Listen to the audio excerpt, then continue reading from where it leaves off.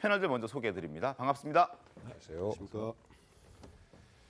자, 압수수색의 심정을 느껴봐라라고 얘기를 하면서 지난 27일 유튜브 매체 더 탐사 관계자들이 한동훈 장관의 자택을 무단 침입해서 논란이 크게 일고 있습니다.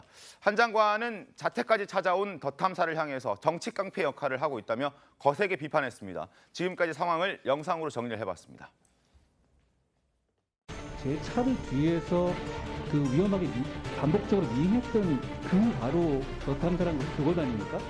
자동차로 추적했던 대수는 2회 정도에 불과했고요. 한동훈 법무부 장관이 있는 자택 주변에서 함 취재 활동을 했던 것입니다.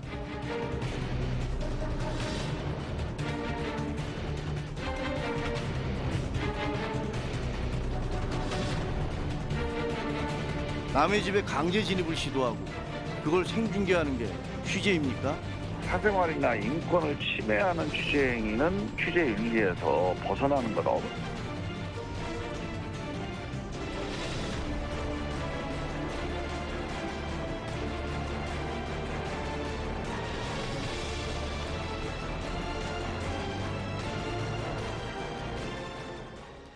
자, 관련 신문 살펴보겠습니다. 신문 함께 보시죠. 국민일보입니다. 더 탐사 주거 침입에 한동훈 법무부 장관은 민주당과 협업한 정치 깡패다라고 얘기를 했습니다. 좀 구체적으로 들여다보죠. 한 장관이 어제 출근하면서 기자들에게 이런 얘기를 했습니다. 과거 이정재, 임야수, 용팔이 같은 정치 깡패들이 정치인들은 나서기 어려운 그런 불법적인 역할들을 대행했었는데 지금 더 탐사가 그러한 역할들을 하고 있다. 김의겸 의원과 같은 주류 정치인들과 협업하거나 그 뒷배를 믿고 정치 깡패들이 했던 그 역할들을 지금 하고 있다. 이렇게 얘기를 했습니다. 자, 현직 법무부 장관의 집에 장관이 없는 상황에서 아내와 자녀만 있는 시간에 기습적으로 방문을 해서 침입을 해서 그리고 논란을 일으키고 있는데 어떻게 보셨습니까? 한 장관 입장에서 충분히 분노할 만한 그런 얘기이기도 합니다. 그렇죠. 일요일이죠. 네. 일요일 오후. 그러니까 보통의 경우에는 이제 장관이 집안에 있을 것이라고 예상하기 어려운 시점에 그것도 한 명이 아니고 여러 명의 그 더 탐사 기자들이 한꺼번에 찾아갔습니다. 그렇습니다. 근데 그 주택이요, 주상복합 아파트가 굉장히 보안이 철저한 아파트이기 때문에 웬만한 사람 들어갈 수가 없거든요. 네. 아마 안에 있던 그 부인과 자녀들은 굉장히 놀랐을 것이다. 우리가 충분히 짐작할 수 있는 대목이고 네. 무엇보다 사실은 이 더 탐사가 그동안 스토킹 혐의로 한동훈 장관에 의해서 고소됐었거든요.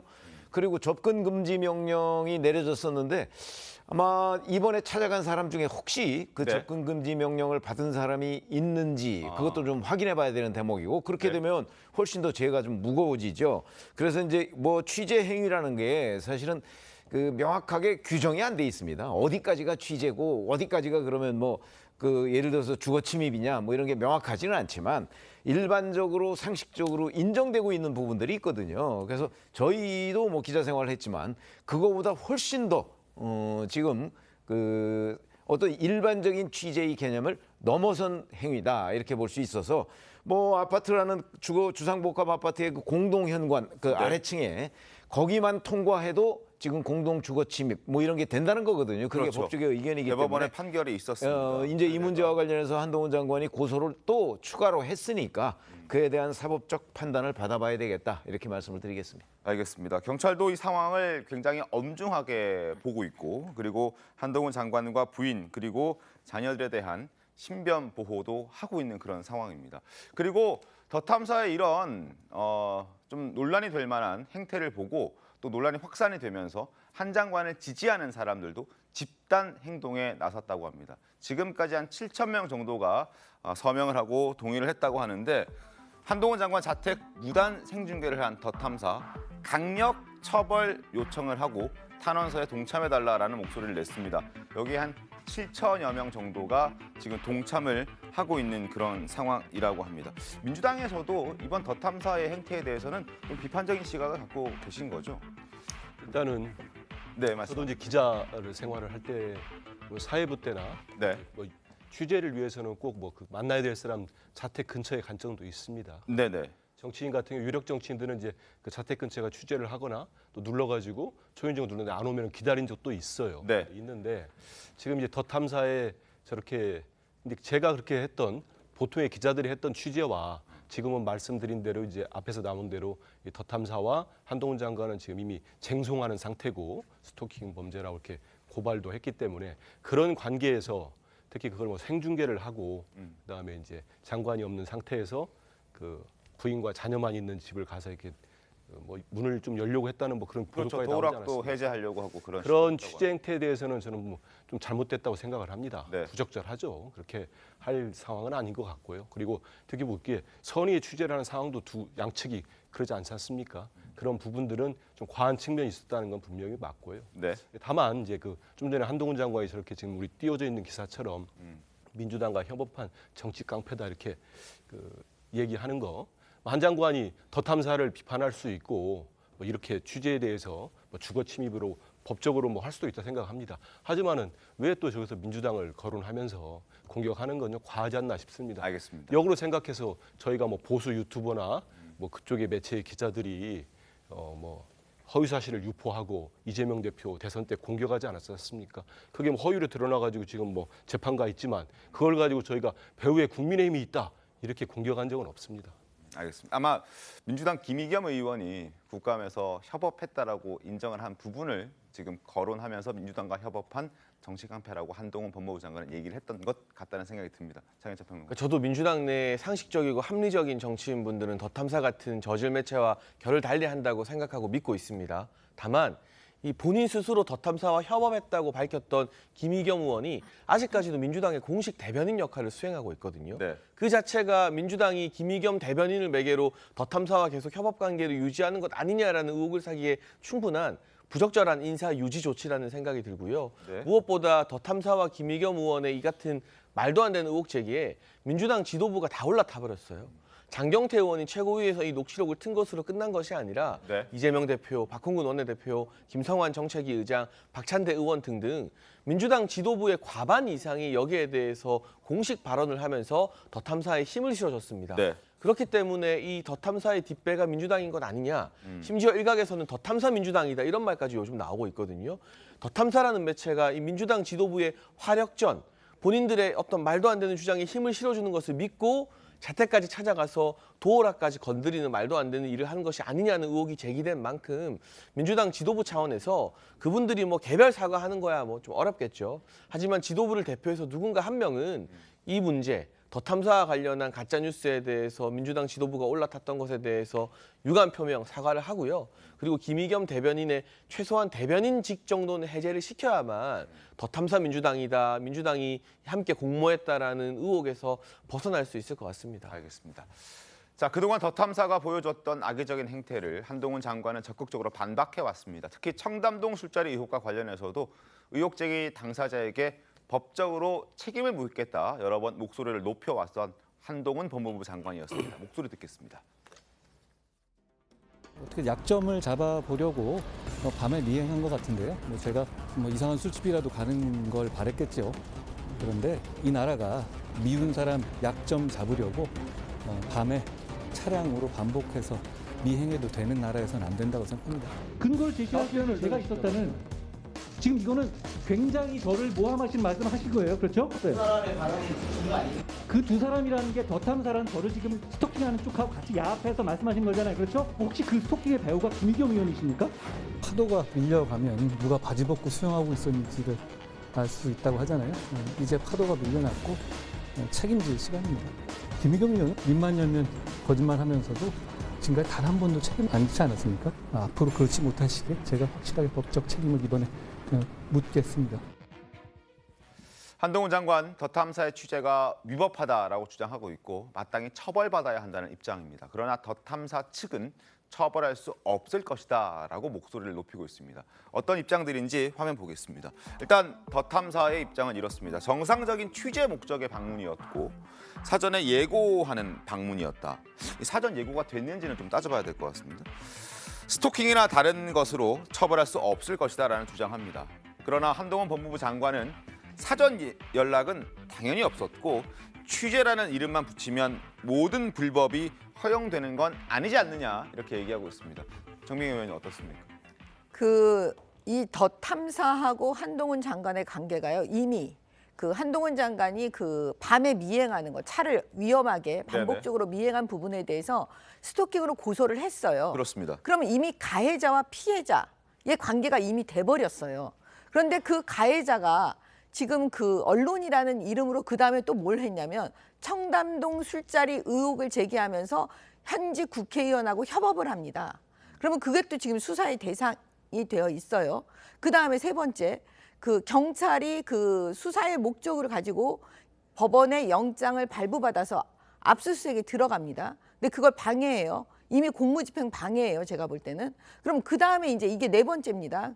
뭐냐면 주거를 침입해서 한동훈 장관 집에 가가지고 지금 그 뭐 취재한다고 하지만 네. 일단은 그 가해자하고 피해자의 관계가 이미 되어버린 상태이기 때문에 이 정도 되면은 그거는 보복 범죄라고 보여지기 때문에 네. 지금 이게 계속 반복적으로 지금 이게 여러 가지 범죄가 그 포괄적으로 하나로 지금 가고 있기 때문에 이 정도 되면은요 처벌이 문제가 아니고 네. 구속에 지금 사유가 되는 것 같아요. 네. 그래서 아마 한동훈 법무부 장관은 그 지점을 생각하고 이번에는 그 구속 정도로 해갖고 법에 그 심판을 받아야 된다라는 게 취지인 것 같습니다. 왜냐하면 만약에 이렇게 안 하면요.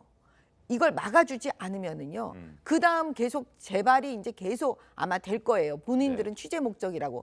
근데 만에 하나 정말 이걸 막지 못해서 위험한 상황이 도래한다면 누군가가. 그러면 그때 우리는 전부 다 후회하게 될 거예요. 그래서 제가 볼 때는 더 탐사를 위해서도 이번에는 구속하는 게 맞습니다. 알겠습니다. 좀 지켜보겠습니다. 자, 그리고 이렇게 취재냐, 정당한 취재냐, 아니면은 주거 침입으로 봐야 하느냐 이러한 논란들은 사실 취재하는 과정에서 꽤 많이 벌어지고 있고 그리고 과거에도 이런 일들은 적지 않았습니다. 몇 년 전만 가더라도 조국 전 장관의 딸 조민 씨와 관련된 취재에 대해서도 이러한 의혹들이 논란들이 제기가 됐었습니다. 당시에 조국 전 장관은 어떻게 얘기했는지 목소리 들어보겠습니다. 지금 저희 딸아이한테 밤 10시 심야에 혼자 사는 딸아이한테 집 앞에 오피스텔 앞에 밤 10시에 문을 두드립니다. 남성 기자 둘이 두드리면서 나오라고 합니다. 그럴 필요가 어디가 있습니까? 그래야 하는 것입니까? 복경 위원장님, 그때랑 지금이랑 뭐 크게 다르진 않습니다. 그렇죠? 다르지 않아 보입니다. 네. 그래서 이렇게 사회가 운영되는 것에 대해서 많은 국민들이 걱정을 하고 있는 것이죠.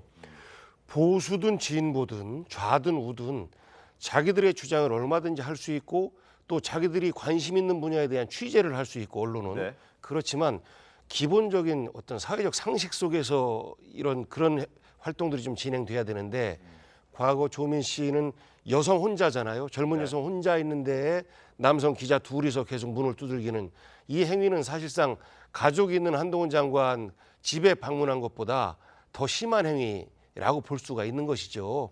그래서 저는 더 탐사도 그렇고 그때 당시에 조민 씨 방문을 두들겼던 뭐 어느 언론인지 모르겠습니다만 그리고 또 그때 당시에 가장 앞장서서 조국 씨의 각종 취재의 명목으로 해서 뭐 거의 스토킹 수준의 어떤 취재 행위를 항한 뭐 가세현이라든지 이런 보수 유튜버들도 있었고 저는 여야를 떠나고 진보 보수를 떠나서 이렇게 국민 상식에 어긋나는 이런 행위들에 대해서는 저는 비판받아 마땅하고 이런 곳에 박수 안 보냈으면 좋겠어요. 결국은 이런 곳에 박수를 보내는 행위 자체가 자기 지지층의 도덕성을 훼손하는 것으로 연결될 수 있다라는 우려를 좀 표합니다. 알겠습니다.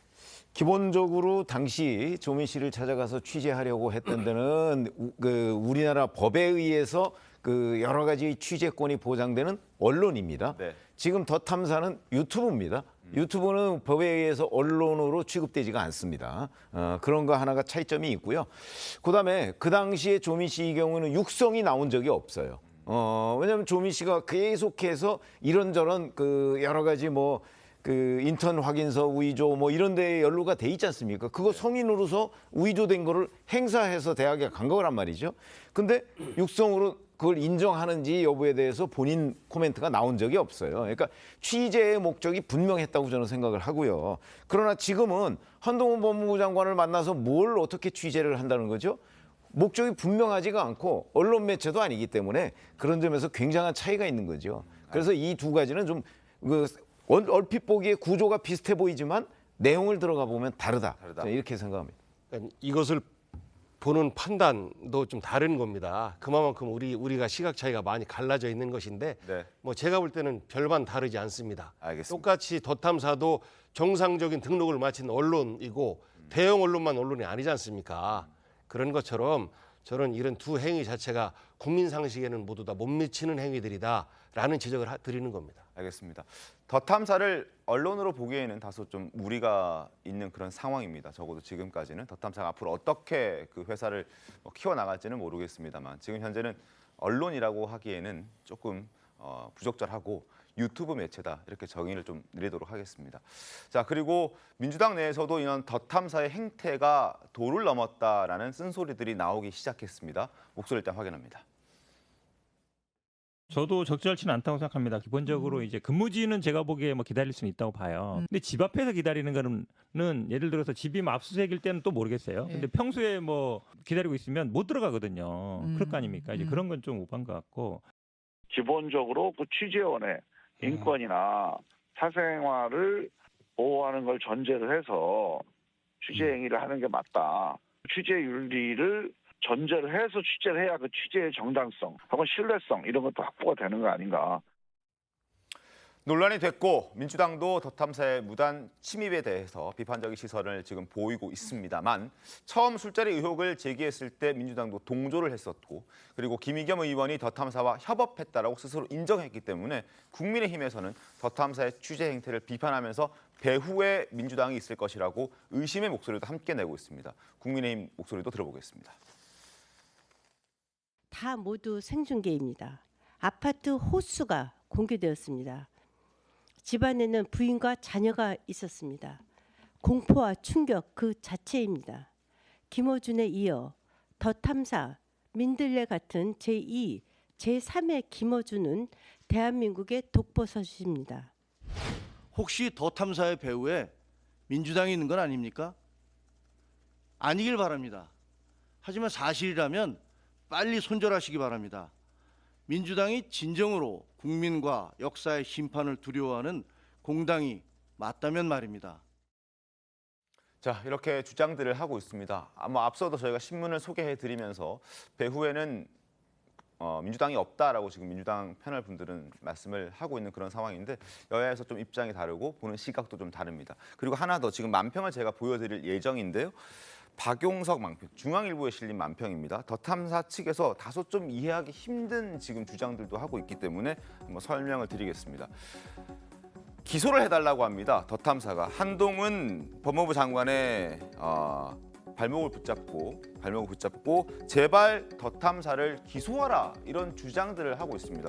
어떠한 목적으로 왜 무엇을 위해서 본인들이 기소되기를 바라는 건지 너무 궁금한데 장혜찬 평론가께서는 어떤 의견이십니까? 글쎄요, 아마 기소가 되고 본인들이 계속 뭐 압수수색 당하고 이런 것들을 자극적인 선정용으로 만들어서 유튜브에 후원을 받는데 쓰고 있는 건 아닌가 하는 의혹이 있거든요. 네. 그러니까 이미 더 탐사라는 이곳은 뭐 제가 봤을 때 법적 처벌은 정해진 수순인 것 같아요.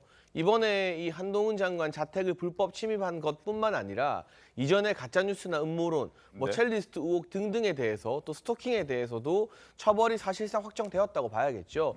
이 상황에서 자신들은 계속해서 한동훈 장관을 괴롭히고 그로 인해서 기소당하고 뭐 수사받는 걸 명목으로 소위 강성 진보 지지층 팬덤에 후원금을 받아내겠다라는 그런 목적이 아니고서는 상식적으로 기소하라라는 요구를 하는 게 이해가 되기는 힘들고요. 이게 진보 진영에서 이런 문제가 있지만 뭐 보수 진영도 과거 이제 김종인 전 위원장 때 소위 말하는 강성 보수 유튜브와 절연해야 된다라고 하면서 저는 조금 많이 국민의힘이 나아졌다고 보는데 후원을 받기 위해서 또 후원을 많이 해주는 강성 지지층 입맛에 맞추기 위해서 점점 더 자극적인 내용, 책임질 수 없는 가짜뉴스를 방송하게 되고 또 마치 이 진보 진영의 누군가 또 보수 진영의 한동훈 장관 같은 사람들을 괴롭히는 뭐 응징 취재라는 신조어도 나왔다 하더라고요. 그런 식의 모습을 보여주면서 또 후원금을 유도하는 이런 문화는 뉴미디어 시대에 이 유튜브나 구글 같은 업체에서도 확실하게 검열을 해야 되는 것이고 매체들도 자정작용을 해야 되고 이걸 보는 시청자들도 이런 식의 어떤 매체에는 내가 시청을 해주면 안 되겠다, 후원을 해주면 안 되겠다라는 어떤 이 자정의식을 가져야만 이 같은 나쁜 이 덧탐사 사태 같은 일들이 보수에서건 진보에서건 재발하지 않을 것 같습니다. 알겠습니다. 예, 하면서 대변인 말씀하십시오. 예, 보면은 일단 이분이 덧탐사의 이제 대표 기자인가요? 대표 한진구 기자가 본인을 기소하면은 어떤 수사 기록 얘기를 하면서 계속 얘기를 뭐 당당하게 잘 기소해달라고 하고 있습니다. 수사 내용을 받아서 술자리 의혹을 더 끝까지 취재를 하겠다 뭐 이런 얘기들을 예, 그렇습니다. 그래서 그 내용 자체가 뭔지는 잘 모르겠어요. 저는 뭐 모르겠는데 저렇게까지 뭐 본인은 뭐 뭐라고 아주 강하게 본인 주장을 하고 있기 때문에 이 또한 또 밝혀져야 할 걸 봅니다. 근데 지금 보면은 좀 전에 이제 저희가 화면에 국민의힘 지도부에서 사실이라면 이런 표현을 하면서 민주당을 대단히 거칠게 공격을 하는데 저희가 이 김의겸 의원이 국감장에서 문제를 제기합니다. 저는 김의겸 의원이 제기할 때는 뭐 야당 의원으로서 제기할 만한 어떤 정황이랄지 여러 가지 덧탐사에서 취재한 내용이랄지 제보받은 내용들이 있었다고 충분히 봅니다. 그리고 첼리스트 A씨의 녹취록뿐만이 아니고 자유총연맹 이사창 권한대행의 녹취록도 있었지 않습니까? 그런 상태에서 제기를 했고 한번 보십시오. 제가 알기로 이재명 대표는 여기에 대해서 전혀 발언한 게 없어요. 또 바로 잡아드리고 다른 지도부의 최고위원들 몇 분이 얘기하셨는데 다 이런 의혹들에 대해 밝히라고 얘기합니다. 그럼 야당에서 이런 의혹이 제기됐는데 묻어두라고 하겠습니까? 밝히라고 하는 게 맞는 거고요. 네. 그리고 자꾸 아무리 뭐 정치 뭐 요즘 뭐 금도도 없고 무조건 뭐 여야 야당을 공격하는데 그렇게 따지면 딱 하나만 제가 말씀드리고 싶은 게 있어요. 지난해 10월에 거기 김용판 의원이라는 분이 조폭 사진하고 들고 와가지고 이재명 대표 공격하지 않았습니까? 네. 딱 2시간도 안 돼가지고 아닌 걸로 밝혀졌어요. 그때 저희가 민주당이 그 대선 엄중한 시기에 국민의힘 배우라고 공격했습니까? 안 하지 않습니까? 그런 식으로 좀 지킬 건 지키고 해야지 너무 과도한 정치 공세는 우리 국민들께서 보시기에 좀 불편하실 것 같습니다. 네, 알겠습니다. 그 당시 국민의힘 지도부에서는요, 그 김용판 의원 그 부분을 두둔한 적이 없어요. 그리고 무슨 그거를 갖다가 공개한 적도 없고요. 그러니까 그거는 그렇게 비교하면 안 될 것 같고요. 제가 말씀드리는 거는 지금 더 탐사가 제발 기소해달라. 이 말의 취지는 무슨 말이냐면 그 구속하지는 말고 불구속 상태로 재판 받을 거를 본인들이 예상하고 있는 거예요.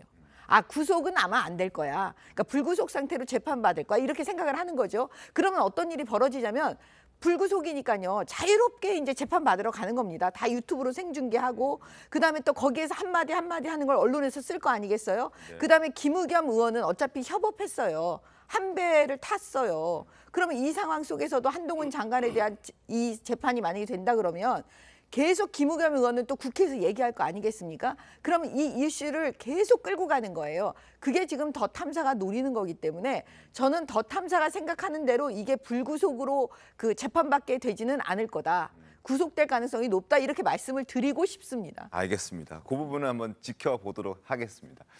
자, 이 부분과 관련해서 김어준 씨도 한마디를 했습니다. 더 탐사가 한 장관의 자택을 방문한 걸 무단 침입한 것을 두고 아니 집에 들어간 건 아니지 않느냐 다소 두둔하는 그런 입장을 밝혔습니다. 김어준 씨의 목소리 듣겠습니다. 언론의 이런 취재 방식, 그 집 앞으로 쳐다가는 거 비판받을 때 있습니다. 상대가 어떤 힘없는 개인이라고 하면 비판받을 여지 있죠. 근데 그 대상이 한동훈 장관 정도 되는 권력자라면 이건 취재 일환으로 용인돼야 된다고 봅니다. 왜냐하면 일반인들은 권력에 접근할 수가 없거든요. 감시 대상이 돼야 되는데 그런 관점에서 봐야 될 것 같은데 법률가다 보니까 주거 침입 들어간 건 아니잖아요. 그러나 모두가 김어준 씨처럼 생각하진 않습니다. 중앙일보 보시죠. 중앙일보는 이렇게 평가하고 있습니다. 더 탐사는 이러한 유튜브다. 어떤 유튜브? 취재를 빙자해서 선동하고 돈벌이를 노리는 유튜브다라고 지적했습니다. 자, 취재를 빙자해서 보복을 하고 그리고 뉴스를 가장해서 돈벌이를 하고 있을 뿐 비판을 피하기 힘들 것이다. 경찰의 합법 수사와 자신들의 불법 침입을 동일시하고 온갖 음해와 가짜 뉴스로 주목을 끈 뒤 지지자들의 분노를 부추겨서 금전적 이득을 취하는 게 바로 더 탐사다. 문제는 이 같은 반지성을 가려내야 할 정치권에서조차 유사 언론과 적극적으로 손을 잡는 데 있다라고 얘기를 하면서 김의겸 의원을 딱 지적을 합니다. 더 탐사와 정쟁에 적극적으로 이용했고 또 협업했다라고 본인이 스스로 밝혔기 때문에, 그리고 기자 출신인 김의겸 의원이 누구보다 팩트 확인을 몸으로 기억하고 있을 텐데 그러한 노력조차 하지 않았다. 그리고 첼리스트의 변호인의 설명을 들어도 김의겸 의원은 첼리스트 쪽과 한 번도 접촉하려고 했던 그런 노력도 보이지 않았다라는 그런 내용도 나와 있습니다. 그래서 이들의 행태는 시정 몰입애들의 협잡과 똑같다, 이런 지적들을 합니다. 굉장히 날카롭게 지적을 했던 것 같은데 어떻게 보셨어요? 그래서 저 제목에 보면 더 탐사류라는 게 있지 않습니까? 네. 그러니까 더 탐사 하나가 아니다 이거죠. 지금 사실은 그 유튜브를 굉장히 많은 분들이 하고 계시지만 네. 상당한 정도의 유튜브가 저런 식의 뭐 취재라고 할까 또는 분석, 뭐 관점 뭐 이런 걸 제시하기보다는 선동형에 흐르는 경우가 대단히 많거든요. 더 탐사뿐만 아니라 네. 그래서 중앙일보가 류자를 붙였다, 전 그렇게 보고요. 네. 사실 저런 거에 대한 자정작용 당연히 있어야 하는데 현실적으로 그런 자정 기능이, 자정 시스템이 작동하는 경우가 별로 없습니다. 그러다 보니까 이제 자꾸 휘둘리고, 저 휘둘리는 걸 또 정권에서 또는 아니면 뭐 반대쪽 야당에서 정파별로 유리하게 해석하고, 이러다 보니까 이제 혼탁해지는 거죠, 정치권 전체가. 그런데 개탄스러운 장면인데 네. 그런 것들이 뭐 한꺼번에 나아질 것 같지는 않고요. 네. 적어도 이제 한동훈 법무부 장관이 지금 본인이 저런 피해를 받고 있으니까 뭐 이거 호소할 곳이 없지 않습니까? 결국은 법적으로 호소를 하는 수밖에 없습니다. 저 김어준 씨 같은 경우도 방심위에서 그렇게 여러 번 뭐 법정 제재든 무슨 제재든 하는데도 하나 개선된 그 조짐조차 없지 않습니까? 그런 거는 결국은 법적으로 해결할 수 있는 방법밖에는 없다, 저는 그렇게 생각을 하고. 네. 한동훈 법무부 장관이 지금 이번에는 확실히 뭔가 끝을 보겠다 이렇게 얘기를 하고 있잖아요. 네. 그러니까 이런 부분은 확실하게 이런 그 어떤 선동형 그 언론 매체를 표방하는 이런 유튜버들이 발붙이지 못하도록 확실한 작업이 필요하다. 저는 그래서 한동훈 법무부 장관의 최근 여러 가지의 뭐 법적 소송이나 뭐 이런 것들이 저는 하나의 아마 기준점이 될 가능성이 대단히 높다, 이런 점에서 기대를 걸고 있습니다. 알겠습니다. 그리고 술자리 의혹, 청담동 술자리 의혹과 관련해서 경찰의 수사도 계속 진행되고 있습니다. 김의겸 의원도 필요하면 부르겠다라고 경찰이 밝혔습니다. 동아일보 보시죠. 술자리 의혹 수사하고 있는 경찰이 김의겸 의원도 필요하면 부르겠다. 수사를 진행하면서 김의겸 의원의 목소리를 들어야 된다면 불러서 소환 조사하겠다라고 얘기를 하고 있습니다. 지난달 24일 국회 법사위원회 국감장에서 윤석열 대통령과 한동훈 법무부 장관 등을 서울 강남구 청담동의 한 술집에서 봤다고 주장한 이 첼리스트 A 씨와 전 남자친구의 통화 녹취를 공개를 했죠. 거기에 대해서 일단 뭐 한동훈 장관 직을 걸겠다 했습니다만 본인은 아직 아무것도 걸고 있지는 않습니다. 이후 보수단체가 김 의원 등을 허위사실 적시에 의한 명예훼손 혐의로 고발을 했기 때문에 경찰 수사에 착수가 돼 있는 상태고, 아직 부르진 않았는데 필요하면 김의겸 의원도 불러내겠다, 이렇게 얘기를 하고 있습니다. 의혹을 제기했을 당시 더 탐사와 협업했다라고 밝히기도 했던 김의겸 의원인데 목소리 다시 한번 들어보겠습니다. 더 탐사하고 같이 협업을 한 건 맞습니다. 하지만 그걸 야합이라고 말씀하시는 건 지나치다고 생각을 하고. 의원님, 저 미행하는 것도 같이 하셨습니까? 그럼 저 미행하는 것도 같이 하신 거예요? 아닙니다. 김의겸 의원은 사과하실 필요가 없습니다. 그분은 책임을 지셔야죠. 당 내에서 그 대변인님 그 전에 술자리 발언 관련해서 책임을 져야 한다, 아니면 어제 제가 입장문 낸 걸로 가름하겠습니다. 복gang 위원장님, 일단 김의겸 의원이 어떻게 녹취를 확보하게 됐고 그걸 어떤 과정을 거쳐서 국감장에서 틀었는지에 대한 조사를 아마 진행할 것 같다는 생각이 드는데 소환 조사에 응할까요? 어떻게 좀 전망하십니까? 만약에 소환을 한다면 네. 또 새로운 역사가 하나 써지는 겁니다. 국정감사장에서 국회의원의 면책특권이 보장된 자리에서 한 발언을 가지고 수사를 한다, 소환을 한다라고 하는 것은 지금까지 우리 헌정 역사상 없던 일이에요.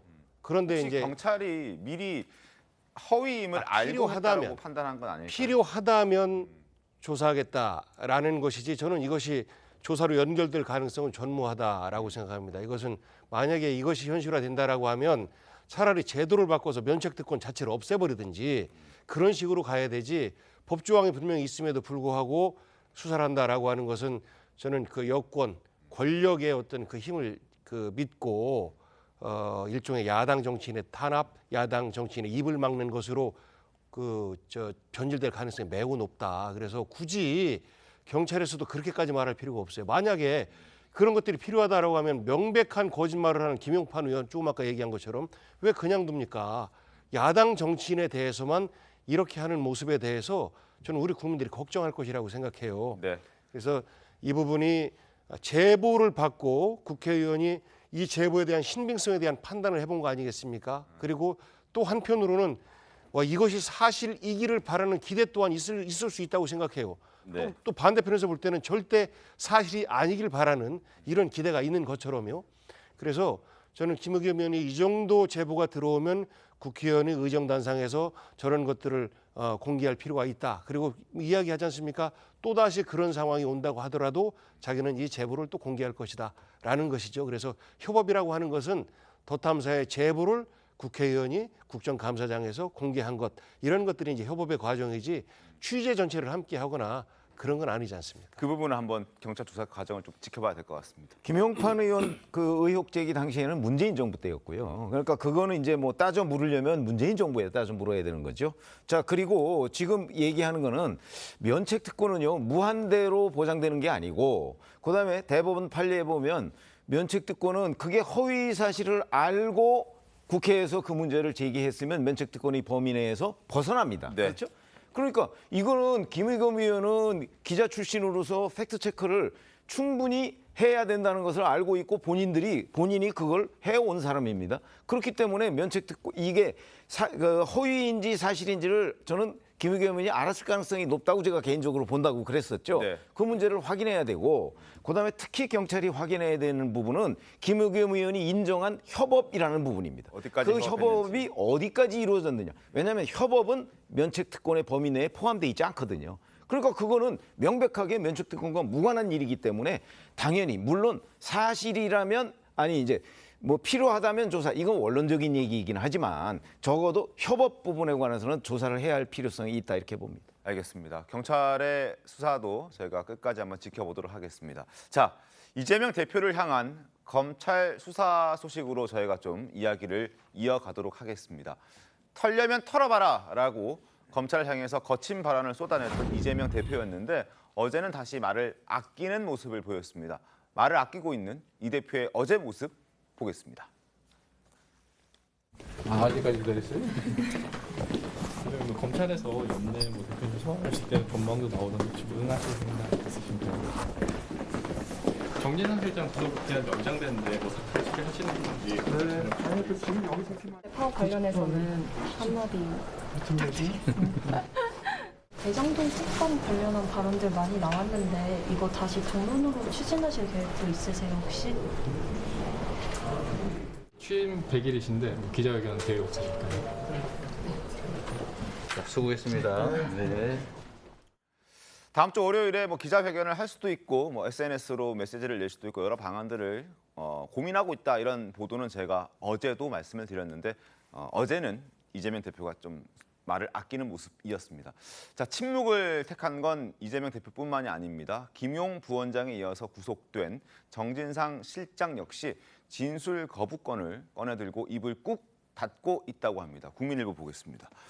재판 때까지는 말을 하지 않겠다라고 얘기를 하고 있습니다. 정진상 실장이 입을 닫았는데 일단 검찰은 14일 동안 더 구속시킬 수 있는 그런 상황이고 적어도 그때까지 이재명 대표와의 연결고리를 찾기 위해서 부단히 노력을 하고 있는 것 같습니다.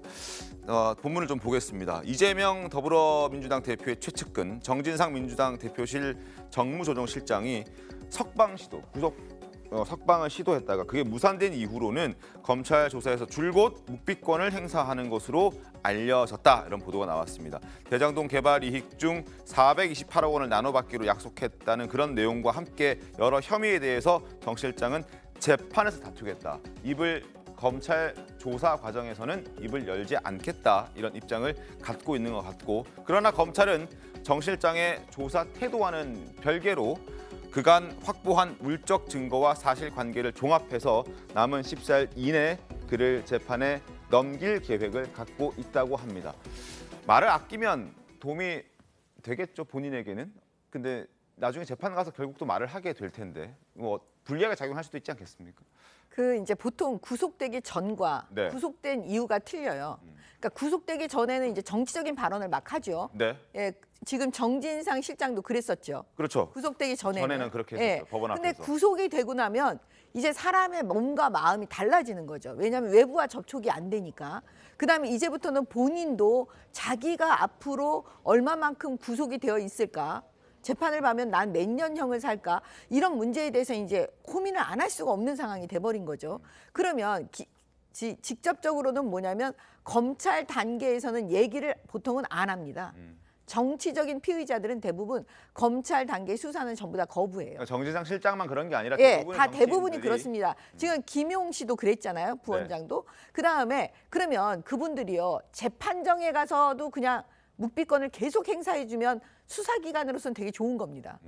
여기서도 했으니까 법원에 가서도 묵비권을 해라, 그냥. 그러면 어떤 일이 벌어지냐면 검찰에서 기소한 그 증거가 대부분 채택이 되는 거거든요. 그러니까 보통 이분들이 작전을 어떻게 세우냐면 이제 법정에 가면 이제 말을 하기 시작합니다. 여러 가지 뭐 이제 변호인을 해가지고 여러 가지 이제 방어를 하고 나름대로 이렇게 일을 하는데요. 제가 볼 때는 지금 김용과 정진상은 기본적으로 네. 이재명 대표와 끝까지 가겠다고 생각을 할 거예요. 왜냐? 지금 그분들은 그 공동체입니다. 네. 그러면은 돈 부분도 지금 해결이 안 됐을 거예요. 내부적으로. 지금 김만배 씨까지도 지금 얘기가 나왔다는 겁니다. 어느 정도 지분이 그 이재명 그 시장 측에 전부 다 묶여 있다라고 얘기를 했기 때문에. 그래서 제가 볼 때는 그 정진상 실장이 지금 입 닫고 뭐 법정에 가서 얘기하고 이런 거는 정진상 실장만의 문제는 아니다. 이렇게 말씀드리고 싶습니다. 알겠습니다. 자, 그리고 또 하나 눈에 띄는 기사가 있었습니다. 바로 조선일보 기사인데 바로 보면서 설명을 드리겠습니다. 문정부 검찰 남욱에게 이런 얘기를 했다고 합니다. 대장동 일당 중인 4명만 구속을 시키겠다. 당신은 구속시키지 않겠다라고 남욱 변호사에게 얘기를 했다고 하는군요. 유동규, 김만배, 최윤길 그리고 또 한 명의 성남 공무원 1명을 구속시키는데 당신은 구속시키지 않겠다 이렇게 얘기를 했다고 합니다. 결국 이재명 더불어민주당 대표 등이 당시 성남시 윗선으로 확대되는 것을 막기 위한 것이 아니었느냐 이런 의혹들이 있었는데 그게 남욱 변호사의 진술로 어느 정도 드러나는 것 같다는 그런 보도 내용입니다. 지난해 대장동 수사는 친문재인 성향의 검사들이 담당했고 성남 도계공의 유동규 전 본부장과 김만배, 남욱 씨 등 민간 사업자들만 기소해서 꼬리 자르기라는 논란을 빚은 바 있는데 남욱 변호사의 이러한 진술로 인해서 그게 드러난 것 아니냐 하는 조선일보의 지적이었습니다. 실제로 수사는 그렇게 흘러갔다고 합니다. 지난해 대장동 수사팀이 유동규, 김만배 구속 기소했고요. 최윤길 씨도 수원지검에서 구속 기소됐다. 나머지 1명의 공무원이 누구였냐면 극단적인 선택을 한 유한기 전 성남도계공의 본부장이었습니다. 이 4명만 구속을 할 거고 남욱 변호사 당신은 구속시키지 않을 테니까 한국에 들어와라라고 얘기를 했던 것이고 어느 정도 윗선까지 흘러가지 않게끔 수사를 정리하겠다라는 취지의 얘기를 남욱 변호사한테 했다는 걸 남욱 변호사가 얘기를 한 겁니다. 이 부분은 좀 의미가 있어 보입니다. 어떻게 보세요? 그렇죠. 아니 지금 이제 남욱 변호사가 여러 가지의 얘기들을 쏟아내고 있는데 네. 이제 저렇게 돼서 뭐 남욱 변호사가 이제 미국에서 귀국을 했다 이렇게 보면 사실은 뭐 검찰의 수사 기법일 수도 있어요. 일단 해외로 도피해 있으니까 네. 빨리 들어와서 조사받아라 뭐 이렇게 할 수도 있는데 문제는 남욱 변호사가 그래서 들어왔는데 구속됐잖아요. 네. 그러니까 그걸 빼고서 저 전체적인 그림은 사실은 이재명 당시 성남시장과 정진상 실장을 이 수사선상에서 빼버리겠다 하는 그 전체적인 그림하고는 딱 맞아떨어져요. 그러니까 남욱 변호사라는 그 변수만 빼면 문재인 정부의 검찰이 결국 대장동 수사를 작년 9월부터 하면서 이재명 대표 한 번도 조사 안 했잖아요. 네. 그다음에 정진상 실장 딱 한 번 조사했습니다. 그리고서 그 두 사람은 아예 이제 그다음부터는 용의선상에서 문재인 정부 검찰의 용의선상에서는 빠져버렸어요. 그러면 이런 그림은 문재인 정부 검찰이 처음부터 대장동 수사 시작하면서 그리고 있었던 것 아니냐 하는 의심을 받기에 지금 충분한 그 남욱 변호사의 진술이기 때문에 그 남욱 변호사를 구속시키느냐 안 시키느냐가 문제가 아니고 도대체 대장동 의혹의 본질을 수사할 생각이 있었느냐 없었느냐 저는 그거는 지금 윤석열 정부의 검찰이 다시 들여다봐야 할 대목이다 이렇게 봅니다. 당시 김호수 검찰총장이요. 그 성남시 고문 변호사였어요. 그래서 이 사건 비리가 터져서 20일이 지나도 성남시청을 압수수색을 안 했어요. 그렇기 때문에 문재인 정권 당시의 검찰을 다 우리가 의심하고 있었던 겁니다. 자, 누가 말씀하시겠습니까? 지금 다들 손을 아니, 들고 보니까 발언권을 달라고 하시는데. 얼마 전에 서울중앙지법에 있는 부장판사가 유동규 씨를 향해서 그쪽 변호인과 유동규 씨가 일가를 합니다. 검찰과 불구속 수사를 놓고 딜을 한 것 같더라.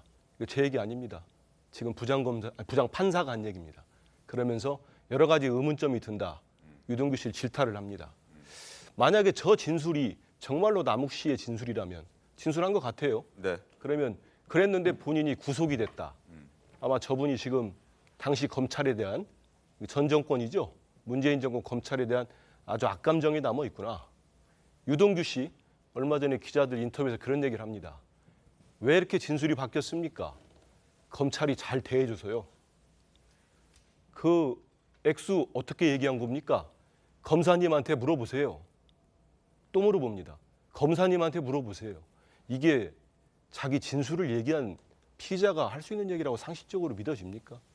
보면은 유동규 씨와 지금 남욱 씨가 북치고 장구를 치고 있는데 이렇게 180도 입장이 바뀐 이유가 서서히 저는 의심이 들어요. 아, 정권이 바뀌고 검찰이 바뀌니까 완전히 뒤집어지는구나.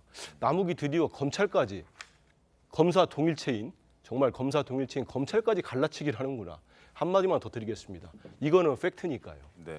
이른바 정영학 녹취록이라는 게 있습니다.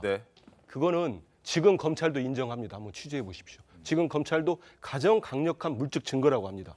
지금 진술밖에 없잖아요. 유동규, 남욱 다 전문 진술. 내가 들었다. 누가 얘기했다. 이거밖에 없는데 이건 물적 증거입니다.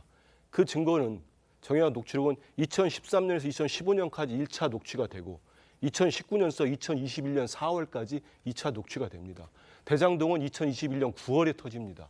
거기에 지금 얘기하는 뇌물 얘기나 428억 뭐 김용과 정진상한테 배분했다는 거가 이 배분 관련해서 김용 부원장의 용자나 정진상 실장의 정자나 단 한 번도 나오지 않습니다. 사건이 벌어지기 전에 정영학이 배분 싸움이 벌어졌을 때 몰래 녹음한 녹취록이에요. 검찰이 모두 인정하는 물적 증거. 알겠습니다. 이걸 어떻게 판단해야 되겠습니까? 검찰이 판단 잘 하겠죠. 국민들이 판단할 겁니다. 저는 이게 문재인 정부 검찰의 문제가 대장동 사건에만 국한돼 있다고 보진 않습니다.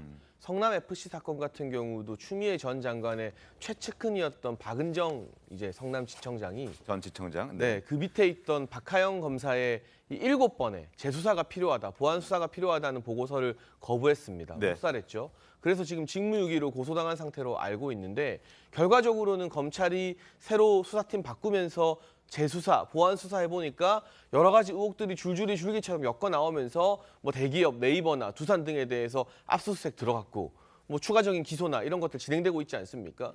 그러니까 성남FC뿐만이 아니라 대장동 여러 이재명 대표와 연루된 사건에서 문재인 정부 검찰이 지나치게 무능했거나 또는 의도적으로 꼬리 자르기나 덮어주기를 했다 하는 정황들이 새로운 검찰에서 계속 밝혀질 거라고 보고 있고요. 일단 검사들은 무슨 수사를 했는지로 국민들 앞에 본인을 설명해야 됩니다. 적어도 한동훈, 이원석, 송경호 이런 검사 출신이나 검사들은 국정농단 수사, 삼성 수사 등등의 굵직한 수사로 자기 실력을 입증한 사람들인데요. 김호수, 이성윤, 이정수는 당최 무슨 수사를 했는지 그 많은 기사가 나오지만 단 한 줄도 자기들 이름 앞에 이런 수사로 유명한 수사통이었다라고 설명되는 검사가 아닙니다. 그 질적인 차이만 봐도 수사를 하라고 임명한 검찰총장, 중앙지검장인지 수사를 막으라고 임명한 검찰총장, 중앙지검장인지는 간명하게 드러납니다. 알겠습니다. 자, 이게 남욱 씨의 진술이 왔다 갔다 하지 않습니까? 상황에 따라서 그분이 과거에는 새누리당 청년위원회 부위원장을 했던 그런 정치 경력을 갖고 있어요. 그런 것처럼 저분은 자기 유리한 상황에 따라서 입을 바꿉니다. 그런 어떤 증거가 저는 이번에 어떤 말에도 좀 숨어 있다라고 생각이 들고, 문재인 정권 때 검찰이 다 문재인 정권에 맞추기 위해서 조작하는 수사만 했습니까? 그러면 반대로 이야기하면 올 7월에 이 수사팀 다 바뀌었지 않습니까? 대선에서 윤석열 대통령 당선되고 한동훈 법무부 장관이 검찰총장도 없는 상태에서 수사팀 다 바꿨어요. 그러면 완전하게 한동훈 장관과 윤석열 대통령 입맛에 맞는 수사팀을 구성하고 그 입맛에 맞는 결과를 내기 위해서 지금 수사하고 있는 거로 들릴 수밖에 없어요. 그러니까 저는 그렇게 극단적으로 안 갔으면 좋겠습니다. 그 극단적 주장 자체가 본인들의 어떤 그 내가 이런 행위를 하고 있다라는 고백으로 비춰질 수도 있습니다. 알겠습니다. 검찰의 수사 상황을 저희가 잘 지켜보도록 하겠습니다. 어찌됐든 여러 가지 주장들이 지금 나오고 있는데, 그리고 진술도 뭐 이런 진술 저런 진술, 이 사람의 목소리 저 사람의 목소리가 많이 나오고 있습니다. 산재해 있습니다. 저희가 잘 가려서 말씀을 드리도록 저희도 잘 쳐다보고 있도록 하겠습니다. 어찌됐든 사법 리스크는 현실화되고 있습니다. 야권에서도 대안을 마련하는 움직임을 본격화하고 있는 것 같습니다. 민주당의 상황을 신문으로 좀 보여드리겠습니다. 민주당 세력 싸움 불이 붙나라고 중앙일보 썼는데요. 친문재인 궤도 그리고 이낙연 궤도 다시 뭉친다라는 보도가 실렸습니다.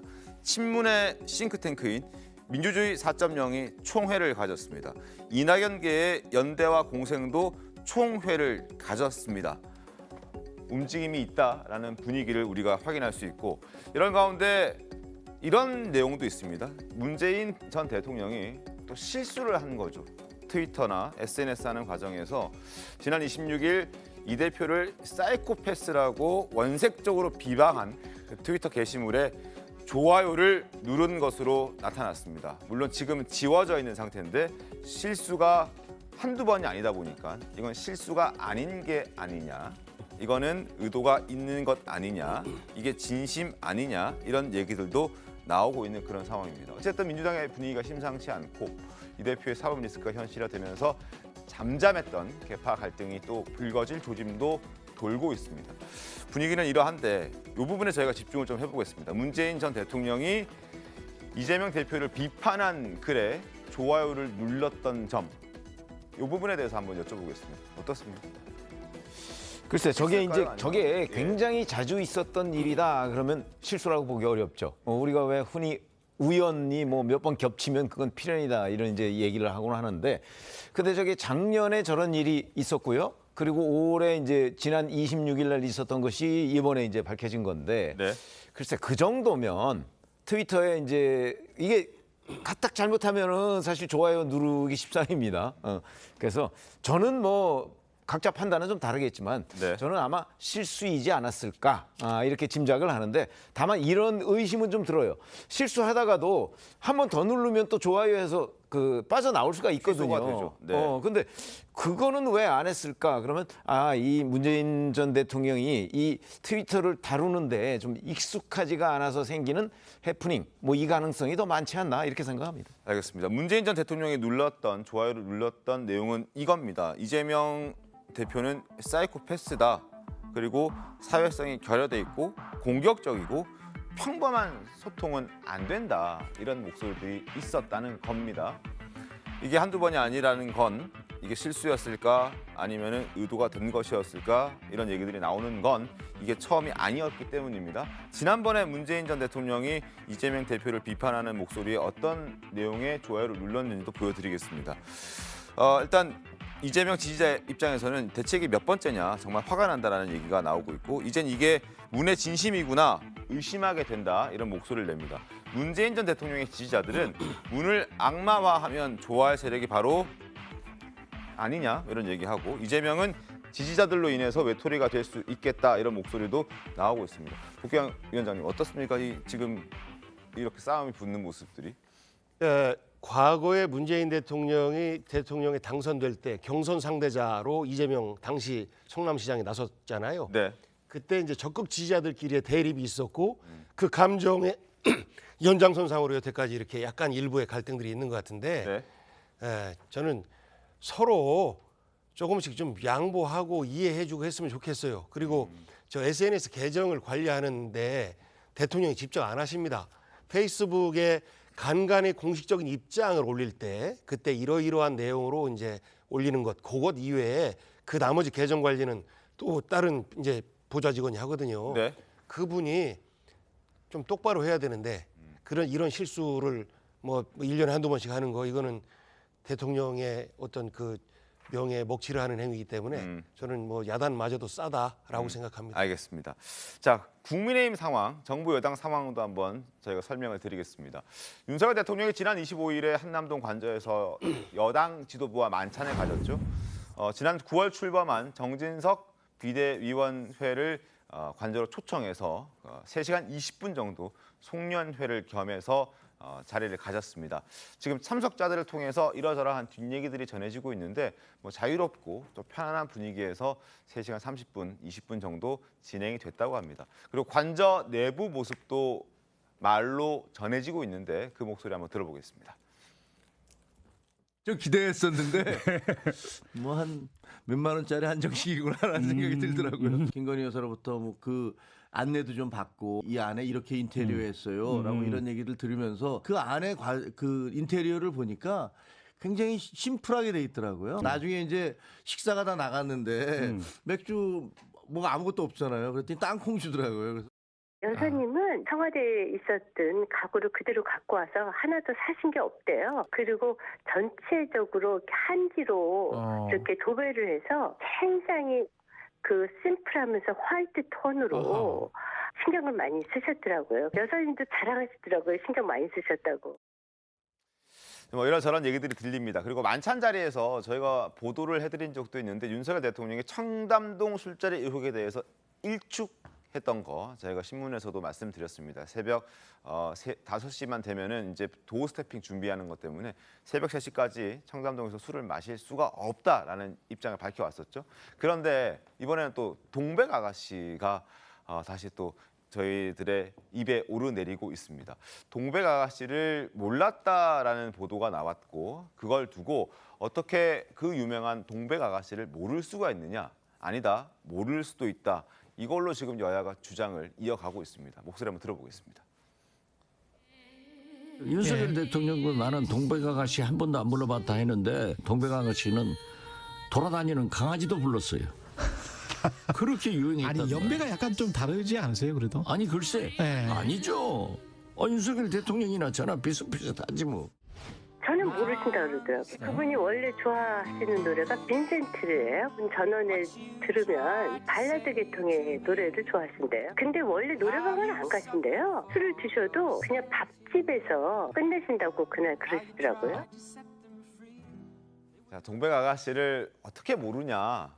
나랑 연배도 비슷한데 물론 뭐 18년이란 차이가 납니다만 박지원 전 국정원장관은 어쨌든 동백 아가씨를 안 부른 건 알겠는데 모를 수는 있을지 그 부분에 대해서 좀 저도 퀘스천 마크가 드는 건 사실인데요. 장희찬 평론가님 어떻습니까? 일단은 윤석열 대통령은 1960년생이고요. 네. 박지원 전 국정원장은 1942년생이에요. 네네. 거의 20살 차이가 나는데 연배가 비슷하다. 그 당시 유행했던 노래를 다 알고 있을 게 맞다라고 하는 것은 박지원 전 원장께서 좀 무리하신 내용인 것 같고요.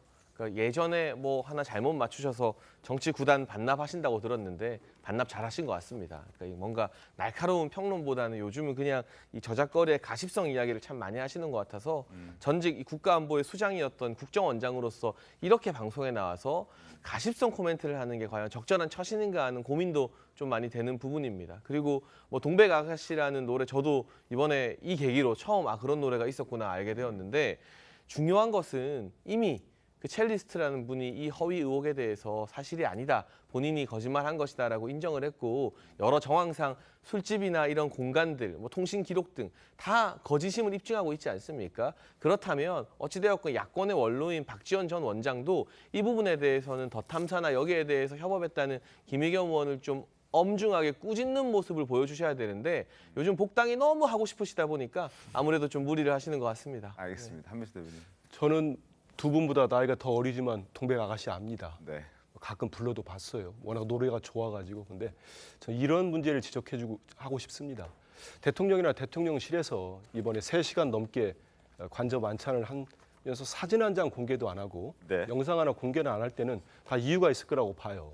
지금의 어떤 우리 경제 상황이랄지 여러 가지 정말 국민들 힘들어하지 않습니까? 이태원 참사가 발생한 지 한 달도 안 돼서 이런 집들이 행사한다는 게 좀 민망할 수도 있거든요. 그래서 공개를 안 한 것 같은데 제가 추정해 볼 때는 그런 이유도 있을 것 같아요. 근데 지금 참석해서 식사했던 분들이 저렇게 미주알 고주알 계속 다 얘기하고 있어요. 저게 과연 대통령이나 뭐에 도움이 됩니까? 월드컵 얘기해서 대통령께서 사우디에서 져줘야 되나 말아야 되나 고민했다. 땅콩하고 맥주 마셨다. 동백 아가씨를 뭐 했다. 왜들 저렇게 말씀들을 하죠? 정무적 감각이 없는 겁니까? 아니면 밥 먹고 자랑하고 싶은 겁니까? 두 번째는 언론들이 관저 정치라고 하는데요. 저는 그렇게 동의하지 않습니다.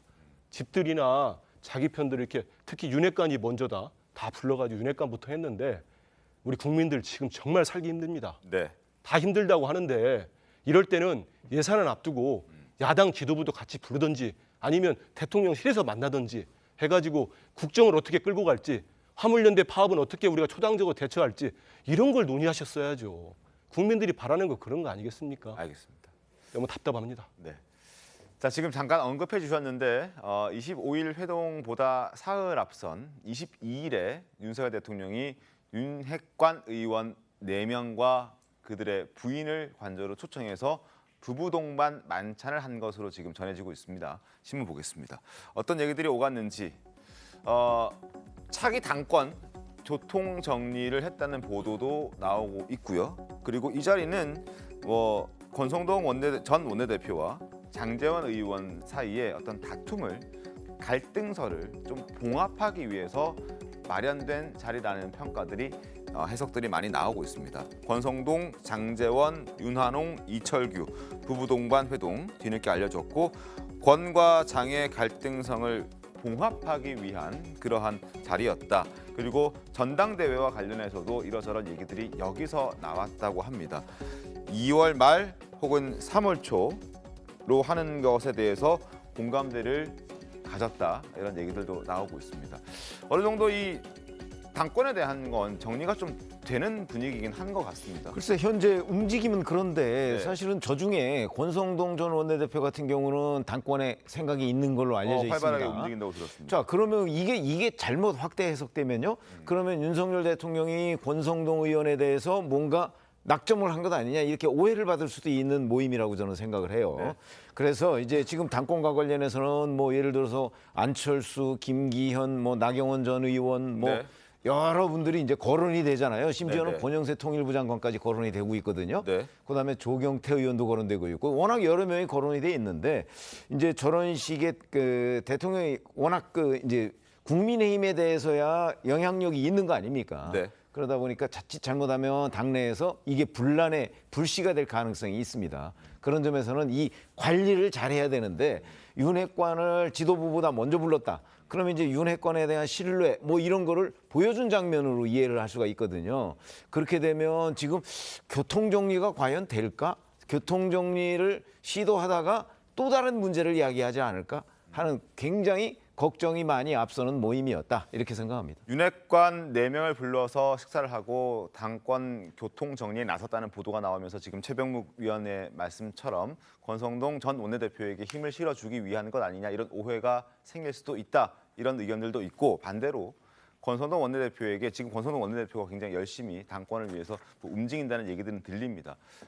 좀 자제를 시켰을 수도 있지 않겠습니까, 장혜철 평론가님? 근데 저는 구체적으로 뭐 당권에 대해서 누구다 뭐 이런 이야기보다는 사실 지금 저 나온 신문에도 아까 전에 나왔습니다만 이 대선에서 정말 고생을 많이 한 권성동 전 원내대표나 장제원 의원 사이가 예전만 못한 것 아니냐는 언론 기사들은 계속 나왔었어요. 네. 그런데 뭔가 전대를 앞두고 또 중요하게 국정을 새롭게 운영해 나가야 되는 내년을 앞두고 네. 당내에서 이런 불화설이 자꾸 번지게 되면 국정 운영이나 당정 관계에 당연히 좋지 않은 영향을 끼치겠죠. 그러니까 윤석열 대통령이 어떻게 보면 이 대선 과정에서 정말 열심히 한 공신들 또 당을 주축으로 이끌어가야 될 중진들의 화합을 좀 대신 도모해주면서 여러 가지 좋은 분위기를 만들어내는 자리가 아니었나. 그러니까 지금 이제 여당 내부의 상황이 그동안 워낙 혼란스럽지 않았습니까? 뭐 이 전 당 대표와 관련된 징계 등등의 여러 가지 소요 등이 있었는데 그 이후에도 비대위가 출범했지만 아직까지 당 내부가 좀 완벽하게 하나된 하는 모습으로